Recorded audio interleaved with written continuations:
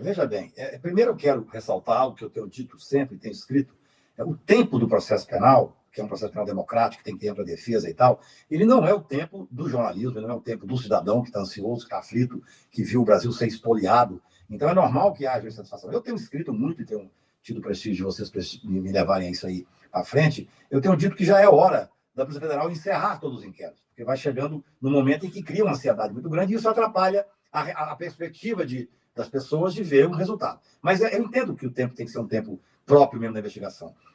Agora, em regra, Viário, terá um processo para cada questão. A organização criminosa exige que essas pessoas estejam todas denunciadas no mesmo processo. Tecnicamente falando, eu não sei quem é que vai trabalhar tecnicamente na Procuradoria, eu só faço processo penal há 40 anos, o ideal até, para a defesa, setor da defesa, para a defesa, se você pulveriza, é ótimo. Porque você tem questões processuais que podem ser levantadas e, ao final, impedir a condenação. Nós temos que pensar sobre isso.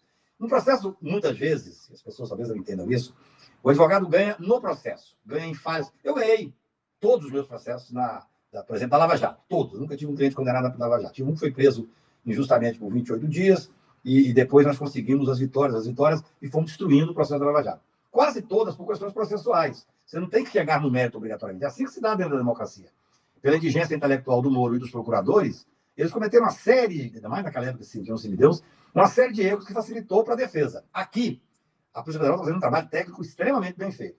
E como eu não conheço, e não poderia conhecer, o inquérito de 8 de janeiro, tem toda a ansiedade, já conheci partes que vazam e tal, mas ali o que nós temos, a principal questão é quando sair esse relatório, a denúncia de 8 de janeiro, que pudesse ter uma ação, talvez até única.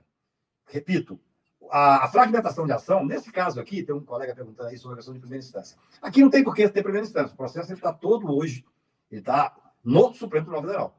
Então, uma denúncia contra nesse caso, os 11 que foram denunciados, nós temos que saber que tem uma organização criminosa. A organização criminosa precisa ter depois a delimitação exata de cada um dentro da organização. Você tem advogados que, infelizmente, estão colocados nesse contexto da organização, você tem ajudantes direto do presidente da República, e você tem os principais beneficiários, que é o presidente e as pessoas mais próximas a ele. Isso é uma questão técnica muito relevante que você pergunta, Vera, porque uma denúncia seca, objetiva, técnica, englobando a todos que têm a participação na organização, ela tem que se dar em conjunto, tem que se dar no Supremo Tribunal Federal, que é o foro que já está definido para essa investigação. E isso é feito por turmas ou é o plenário todo, o pleno do STF? Hoje nós temos ainda uma indefinição. Eu preferia que essas ações todas estivessem sendo julgadas no plenário, de forma ao vivo, os advogados pudessem ter acesso, pudessem levantar da tribuna, que tudo fosse feito como era feito antes de algumas modificações, tendo visto o excesso de processo que veio da tentativa de golpe de 8 de janeiro. Hoje você está julgamento na turma e muitas vezes julgamento virtual, o que eu acho um absurdo. Eu acho um contrassenso o processo penal. Eu não posso pensar só num caso individual. Eu tenho que... É aquilo que eu já falei com vocês mais de uma vez. Nós vencemos a barbárie quando que o Lula se elegeu, foi na situação da barbárie, mas nós não podemos adotar os métodos da barbárie.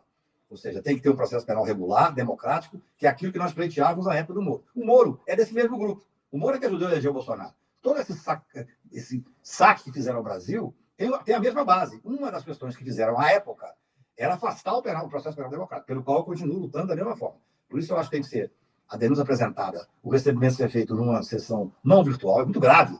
Julgar um ex-presidente da República, que ainda tem os seguidores.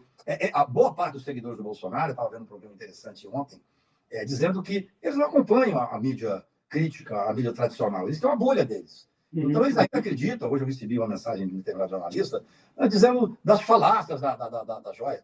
Dificilmente, Pedro, nós vamos ter um inquérito com tanta prova material. Difícil.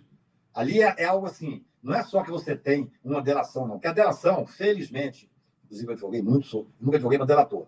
Eu advoguei muito para tentar fazer aquilo que hoje é a jurisprudência do Supremo. A delação precisa de elementos de corroboração externa, senão não vale.